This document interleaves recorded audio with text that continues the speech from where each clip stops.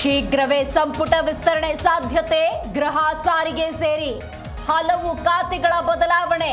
BK Hariprasad, TB ಜಯಚಂದ್ರಗೆ jackpot ಸಾಧ್ಯತೆ.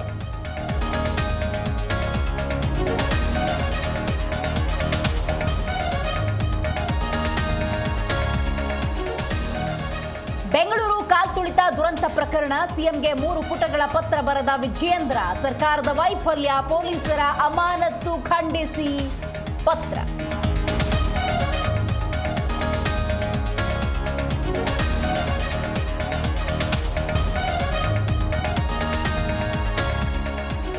ಆದಾಯ ಹೆಚ್ಚಳಕ್ಕೆ ಮುಂದಾದ ನಮ್ಮ ಮೆಟ್ರೋ ರೈಲುಗಳಿಗೆ ಕಲರ್ ಜಾಹೀರಾತು. 7 ವರ್ಷಕ್ಕೆ ಒಪ್ಪಂದ, ವಾರ್ಷಿಕ 25 ಕೋಟಿ ಇನ್ಕಮ್.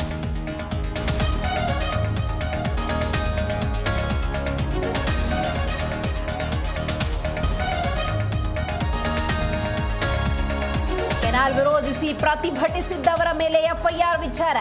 ನೀರನ್ನ ಹಂಚಿಕೊಂಡು ನಾವೆಲ್ಲ ಬದುಕಬೇಕು, ಎಫ್ಐಆರ್ ವಾಪಸ್ ಪಡೆಯಬೇಕೆಂದ ಸಿದ್ದಲಿಂಗ ಶ್ರೀಗಳು.